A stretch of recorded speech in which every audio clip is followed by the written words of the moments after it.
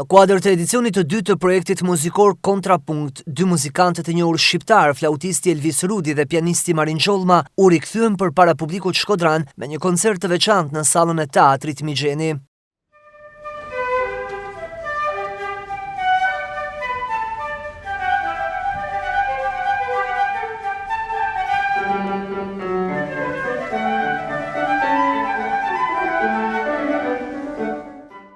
Artistët prezantuan një program të larmishëm përmes interpretimeve që sollën një ndërthurje të bukur të stileve dhe epokave të ndryshme muzikore. Rikthimi në Shkodër për ta është gjithmonë emocionues dhe falenderojmë publikun për mikpritjen që ju rezervoi.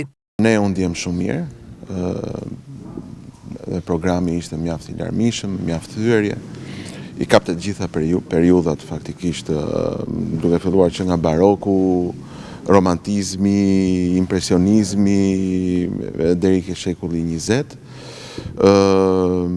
Ne është hera e dytë që vim në Shkodër dhe vim pikërisht sepse na pëlqen me të vërtet ky teatr, sepse ka një energji të veçantë, por edhe publiku dhe njerëzit, sepse energjia vjen nga njerëzit, është një energji mjaft e mirë.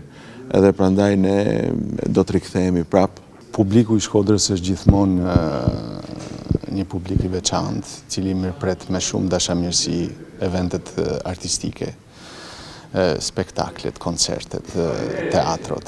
Ky teatr është një teatr i cili për ne, flas për veten time, por këtu mund të flas edhe në emër të kolegut, është shumë i veçantë, ka një akustik shumë të mirë, ne ndihemi shumë mirë këtu sa herë luajmë. Dhe emocionet sigurisht në skenë dy herë gjërat nuk janë njësoj, por ne u ndjem shumë mirë dhe mendojmë se na shkoi mirë, kështu që shpresojmë që dhe publiku t'i ketë pëlqyer, nga Duart Rokitit do duk se po.